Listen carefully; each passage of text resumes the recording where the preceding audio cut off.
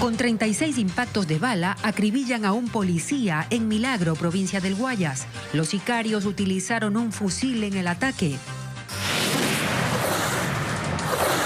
Autoridades del Ministerio de Transporte denuncian ante la Fiscalía presunto terrorismo por el uso de agua y explosivos en la cima de un cerro para provocar deslaves en la vía Cuenca-Molleturo.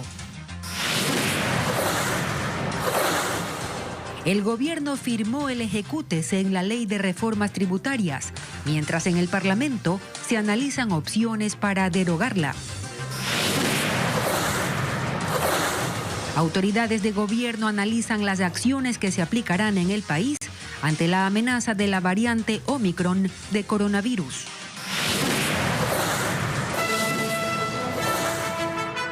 Las noticias en Televistazo con María Isabel de Lever y Gabriela Baer.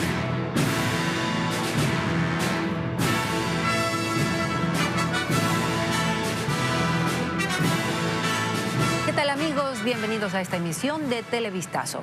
Más crímenes violentos al empezar la semana. Un policía en servicio activo fue asesinado en el Cantón Milagro, en Guayas. Hola, Gaby. Hola Marisabel, amigos, buenas tardes. En el sitio del crimen, los agentes hallaron 36 restos de bala. Se conoció que los sicarios incluso habrían utilizado un fusil para acabar con la vida del uniformado. Carla Pinto con la crónica. Fue una mañana de terror en la ciudad de Las Piñas del Cantón Milagro, donde el ruido de las balas despertó a todos los moradores la mañana de este lunes. Allí un policía fue acribillado por varios sujetos que lo esperaban a bordo de un auto dorado sin placas. Como vemos en este video de cámaras de seguridad, los sicarios se aseguraron de que el vehículo de la víctima esté cerca para interceptarlo, cerrándole el paso. De inmediato, dos hombres se bajaron y le propinaron una ráfaga de disparos. Entre las armas usaron un fusil. La víctima quedó gravemente herida dentro de su carro blanco.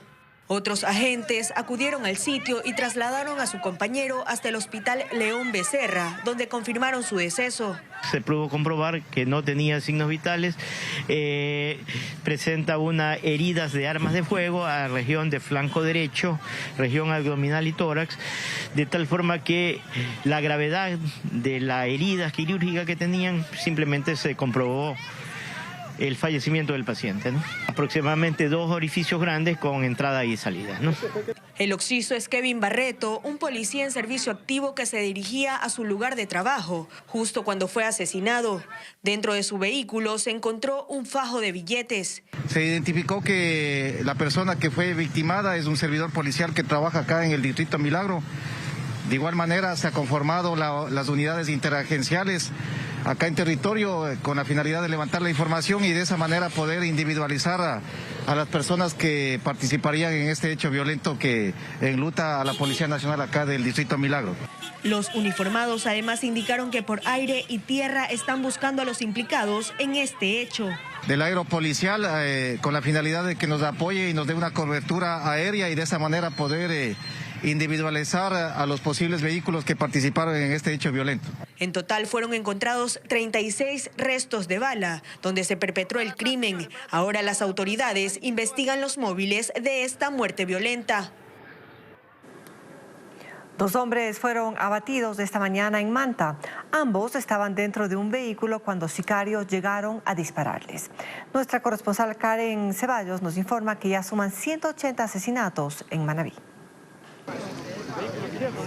Sucedió alrededor de las 9:30 de la mañana de este lunes en el barrio 8 de abril en el oeste de Manta. Allí 2 hombres fueron asesinados a tiros dentro de un vehículo que estaba estacionado en la zona.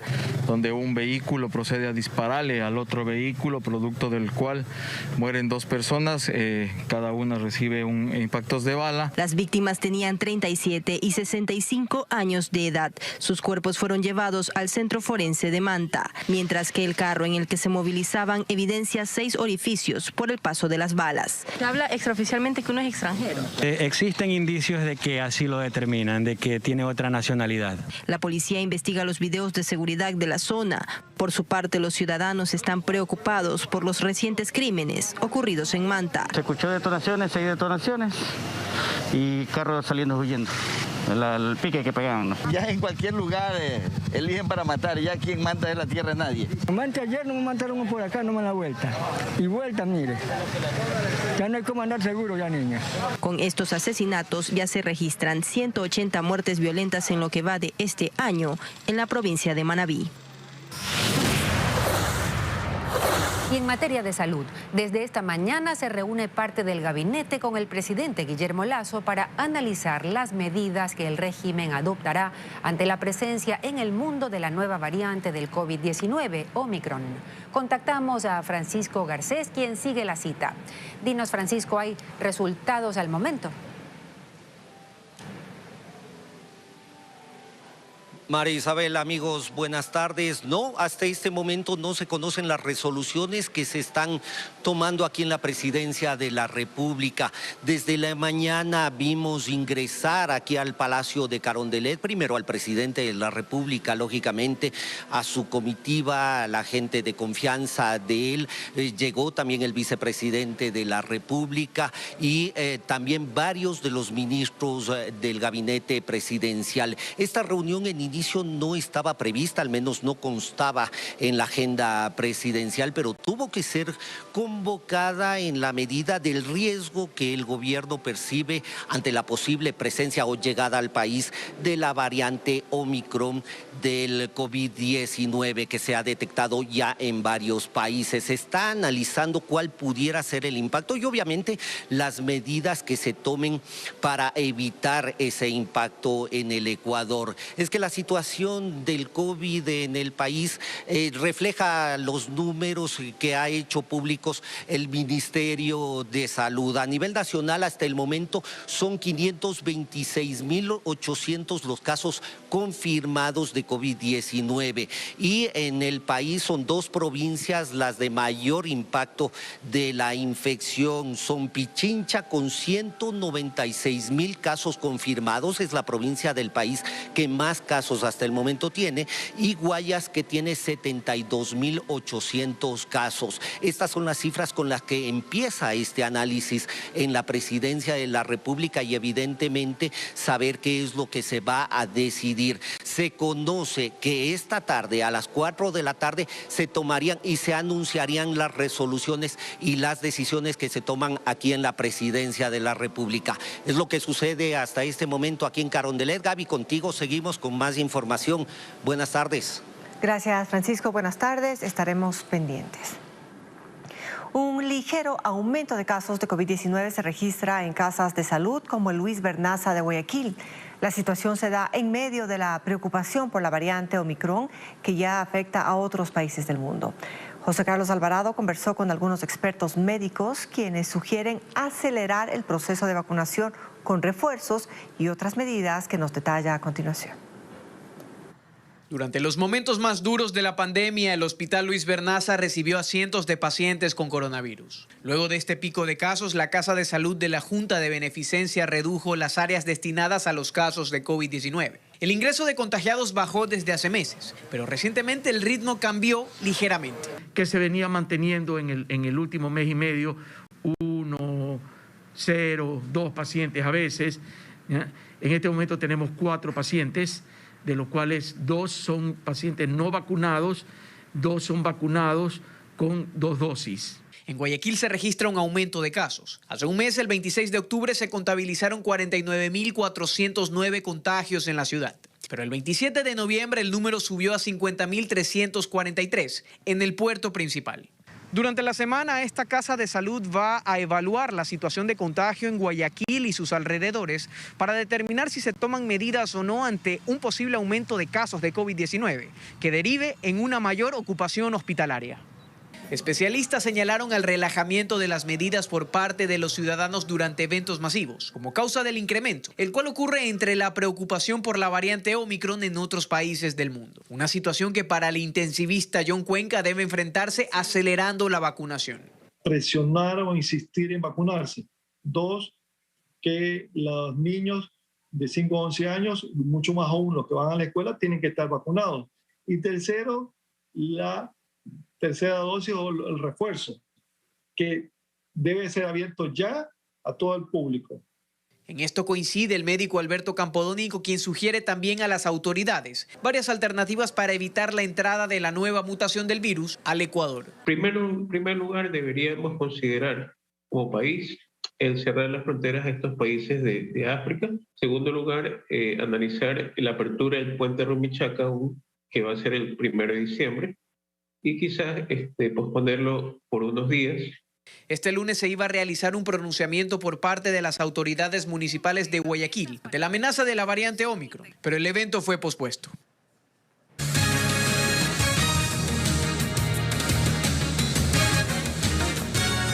Esta mañana, ante la Fiscalía de la SUAY, el Ministerio de Transporte presentó pruebas que mostrarían cómo un grupo de personas utilizan agua a presión e incluso explosivos para provocar deslizamientos en el kilómetro 49 de la vía Cuenca-Molleturo. Lo hicieron en una denuncia formal en la que piden que se investigue un presunto caso de terrorismo. Diego Cuenca explica lo que ocurre en esa zona. Hasta la Fiscalía Provincial de la SUAY llegó el subsecretario del Ministerio de Transporte y Obras Públicas. Ahí presentó una denuncia que señala que en el kilómetro 49 de la vía Cuenca-Molleturo, un grupo de personas utiliza mangueras para regar agua en el cerro y provocar deslizamientos de tierra que afectan a la carretera. Parte de las pruebas son los videos que muestran cómo ocasionan los derrumbes. Denunciar como un acto terrorista. Tenemos los audios en los cuales se colocan explosivos. El día de ayer colocaron cantidad de explosivos también en la zona, complicando primero la estabilidad del talud. Segundo, es un área cerca del Parque Nacional Cajas donde no pueden utilizar este tipo de elementos. Los actos vandálicos se ejecutarían en la cima de este cerro, donde las personas que viajan hasta la capital Azuaya tienen que correr los riesgos de subir la montaña para llegar a su destino. Teófilo Parra, inspector del Ministerio de Transporte, acudió al sitio pero fue agredido por los sujetos acusados de terrorismo. Total, llegaron ahí de una, me sorprendieron y me dieron con el palo y me quitaron el celular y se retiraron. El ministro Marcelo Cabrera durante este fin de semana dio la alerta de estos actos que para él serían politizados. Es un hecho criminal y así lo debo decir. Yo afirmo es de que hay el deseo de causar daño, de causar problemas a la colectividad, a los cuencanos y a quienes circulamos por esa vía. La mañana de ese lunes, las autoridades también pidieron la colaboración de las Fuerzas Armadas y la policía para poder resguardar la montaña que se ubica en ese tramo de la carretera, donde los trabajos para rehabilitar la vía empezarán a mediados de diciembre con una inversión de $8 millones. Y en la provincia de Imbabura, la tierra no deja de hundirse en la comunidad San José de Aloburo del cantón Pimampiro, luego del deslizamiento de tierra que se registró el pasado 24 de noviembre. Hasta el momento, 26 familias ya han sido evacuadas por la inestabilidad del terreno. Y como nos informa Cristian Tinajero, las pérdidas superan el $500,000. La parte alta de la comunidad San José de Aloburo del cantón Pimampiro parece el epicentro de un terremoto. En ese sector de Imbabura, un deslizamiento de tierra provocado por una falla geológica destruyó 2 hectáreas, donde habían casas y cultivos. Podemos decir que hay 2 tipos de pérdidas. Primero, las personas que se quedaron sin su vivienda, que ya avanzan a 26 familias, y después el otro grupo de las personas que no tenían su casa aquí, pero hacían su actividad económica. Las pérdidas para mí superan a un análisis ligero el $500,000. El agricultor Ángel Benítez fue uno de los afectados. Con impotencia y resignación nos mostró lo que quedó de sus 3 invernaderos. Solamente en inversión en invernaderos se debe haber tenido unos 30,000. Más la producción y más el terreno. La familia Pupiales, en cambio, tuvo que desmantelar su casa nueva para rescatar algunos materiales. Puede reconstruir en algún otro lugar. Los habitantes de San José de Aloburo todavía sienten temor. Dicen que aquí la tierra no deja de hundirse y el movimiento de los escombros es evidencia de ello. Por esa razón, el COE cantonal ordenó la evacuación de todas las viviendas construidas en un radio de 70 hectáreas a la redonda, de donde ocurrió el deslizamiento de tierra inicial. 10 de esas familias fueron llevadas a una escuela de la localidad, convertida en casa de acogida. Lo propio es propio y ahorita estamos, como se dice, en una casa prestada que hay muchas veces incomodidad. Según el alcalde, el municipio de Pimampiro y el Ministerio de Vivienda ya trabajan en un plan de reubicación para los damnificados. El presidente Guillermo Lasso envió este lunes al registro oficial la Ley de Desarrollo Económico y Sostenibilidad Fiscal. En la Asamblea existen denuncias de supuestos pactos políticos. El correísmo optó por el silencio y sus legisladores no acudieron al Parlamento. Paul Romero con el informe. La Ley de Desarrollo Económico y Sostenibilidad Fiscal, que crea nuevos impuestos, fue remitida al registro oficial para su publicación. Hace pocos minutos el presidente de la República ha firmado ya este decreto ley y será enviado al registro oficial en las próximas horas. Esto porque el cuerpo legal no fue modificado ni archivado en la Asamblea Nacional y pasó por el Ministerio de la Ley, tras cumplirse los 30 días de plazo. En la Asamblea existen denuncias de supuestas componendas políticas, especialmente del correísmo, que se abstuvo en la votación por el archivo de la ley. Y lamentablemente vimos las abstenciones de la bancada de UNES, que claramente se puede evidenciar un pacto perverso con el gobierno para que este proyecto de ley pueda ingresar por el ministerio. Este lunes la bancada correísta suspendió una rueda de prensa en la Asamblea Nacional en donde todo estaba listo para escucharles. Otros legisladores hablaron por ellos. Así que si hay una duda, si UNES está diciendo que han cometido un error, es hora de subsanar. Pero hay quienes señalaron que no se trata de una equivocación. Desde el correísmo se pidió desde el cambio de cárcel para Jorge Glass, Alexis Mera, hasta el salvoconducto para María de los Ángeles Duarte para salir a Argentina. Pachacutic e Izquierda Democrática anunciaron que presentarán un proyecto para la derogatoria de la ley. Voy a conversar con el jefe de la bancada de Pachacutic para ver si lo hacemos de manera conjunta para poder derogar de manera integral este mamotreto. Esta iniciativa será presentada una vez que se publique la ley en el registro oficial. Más noticias para ustedes. El presidente Guillermo Lasso dispuso la renovación del estado de excepción en todos los centros de privación de libertad del país por 30 días adicionales. El decreto fue firmado anoche y a través de Twitter la Secretaría de Comunicación informó sobre la medida. En el texto, el gobierno señala que la decisión busca precautelar los derechos de las personas privadas de la libertad, así como de los guías penitenciarios y policías. También controlar los centros para restablecer la convivencia, el orden y el normal funcionamiento.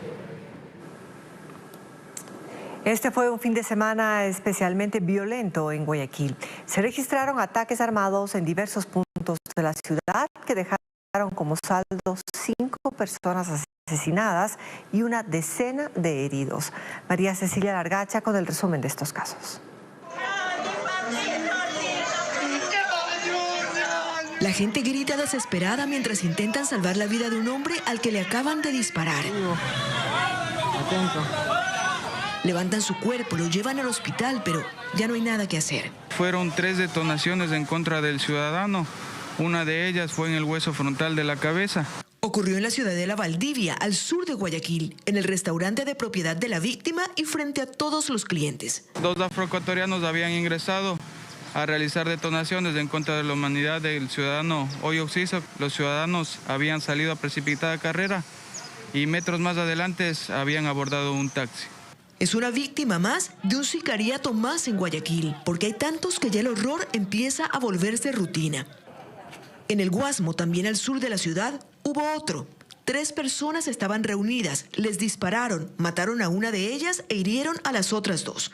Y además también hirieron a 2 menores que pasaban por el lugar. Y seguimos contando. En el suroeste, en la 42 y el Oro, más disparos, otro muerto. A la víctima le dispararon desde un vehículo. Y en el noroeste, en Ciudad Victoria, un ataque más. 8 personas estaban reunidas, llegaron los sicarios, dispararon, mataron a 2 e hirieron a 6. En total, 5 muertos y 10 heridos. Entre estos últimos, menores de edad. Y aunque sumen a una lista, y aunque se muestran en cifras, eran personas. Ronnie, el del restaurante. Armando, el de la reunión en el Guasmo. Franklin, el que quedó tendido en el suelo en el suroeste de la ciudad. Ya para hoy hay 605 personas asesinadas en la zona 8, es decir, en Guayaquil, Durán y San Borondón. 605 nombres que ahora son números en una lista que no para de crecer. Seguimos con más. Un policía en servicio activo fue hallado muerto con una herida de bala en la parroquia Maracatos, en Loja. Según datos preliminares, el cuerpo del uniformado fue encontrado en un vehículo con un orificio de proyectil de su propia arma de dotación. El fallecido fue identificado como Juan Pablo B., cabo segundo de policía, perteneciente a la Unidad de Protección de Víctimas y Testigos. Agentes de la policía se trasladaron al sitio para investigar el hecho. Aún no se ha determinado si el caso se trata de un suicidio o asesinato. En Ecuador, el decomiso de droga en el mar ha incrementado drásticamente durante el año 2021. Ecuavisa evidenció la captura de 1 tonelada de droga y constató cómo los narcos lanzan la mercancía ilícita al agua para no ser detenidos. Merlin Ochoa nos informa también que Manabí hoy es la puerta de salida de la droga que va a los cárteles mexicanos. El 90% de la droga que se captura en el mar ecuatoriano es por las noches. Por ello, en Manabí subimos a un avión de exploración aeromarítima de la Armada. Había información de inteligencia militar que narcos iban a transportar droga. Dentro del avión, este es el corazón de la exploración aeromarítima. Con estas consolas, personal naval detecta e identifica a las narcolanchas y a su tripulación. Contacto sospechoso A los 20 minutos de vuelo y pese a la oscuridad de la noche, la narcolancha fue ubicada a 35 millas de Manta en Manabí. Con equipos de infrarrojo se logra ver cómo 2 personas botaron al agua 30 sacos de yute con más de 1 tonelada de cocaína y luego la dejaron abandonada para huir. Los equipos, sus características nos permiten únicamente tomar o hacer tomas con cámaras que no dan colores. En la noche no hay cómo tener colores, entonces no se puede verificar números, no se puede ver rostros, matrículas, únicamente siluetas. Cuando el avión naval detecta a los narcos, ellos usan la modalidad de arrojar la droga al mar y fugan en lanchas con potentes motores. El avión se queda custodiando el cargamento hasta que lleguen los marinos. Pero, ¿por qué no se siguen a los narcos? Se lo preguntamos al capitán del puerto de Manta. Bien, en el momento que priorizamos capturar a las personas y no cogemos la evidencia que corresponde, eso de ahí hace de que cuando lleguemos a capturarlos, como no hay evidencia física de que fueron parte del narcotráfico, ellos estarían libres en poco tiempo. Recalca que por más que las narcolanchas sean identificadas con el avión militar, las embarcaciones de la Armada demoran en llegar porque el mar ecuatoriano es extenso, pero dice que es algo que no solo pasa en Ecuador. También lo hacen en las costas mexicanas, en las costas centroamericanas, porque evitan de que las personas caigan detenidas para proteger a la organización, porque mantienen el sigilo de la información de qué banda pertenece. El decomiso de droga en el mar ha incrementado drásticamente. En todo el 2019 se decomisó 1 tonelada, en el 2020 subió a 16, mientras que de enero a noviembre del 2021 la cifra supera las 27 toneladas de droga. La mayor cantidad de cocaína es embarcada en las costas de Manabí, considerada como la puerta de salida de la droga que llega hasta los cárteles mexicanos. Continuamos. La policía ejecutó 15 allanamientos en la ciudad de Tulcán, en Carchi, donde operaba una red de tráfico de migrantes que se presume no solo tenía una logística completa en la frontera norte. Nuestra corresponsal Paola Andrade con el tema. Operaban desde la terminal terrestre de Tulcán en la provincia de Carchi. Allí, 2 redes de tráfico ilegal de migrantes captaban a ciudadanos de nacionalidad haitiana y les cobraban hasta $200 para organizarles el cruce por pasos informales que los conduzcan hasta Colombia. Esa era la cantidad que se cobraba. Ahora, claro, no pasan una sola persona. Eran grupos determinados de personas, de entre 20 hasta 60 personas que pasaban, que ellos lógicamente les permitían entregarles, por ejemplo, la movilización, hotel, chip telefónico. El operativo dejó como resultado 16 detenidos, entre ellos 7 de nacionalidad venezolana. Según la policía, los miembros de esta red delictiva estarían vinculados a la banda internacional denominada Tren de Aragua. Como evidencias tenemos 20 terminales móviles, tarjetas de créditos, documentos que nos van a permitir realizar la investigación pertinente para poder analizar el porqué de las detenciones, dinero en efectivo y una laptop. Además, los aprehendidos tendrían conexiones con grupos armados irregulares de Colombia. De acuerdo a las investigaciones realizadas por la Policía Nacional, estos ciudadanos tenían contacto con disidencias de las FARC que operaban en pasos informales, donde se cancelaban montos de dinero por cruzar la frontera con los migrantes. Es que estas personas tenían contactos con disidentes guerrilleros de Colombia, con quienes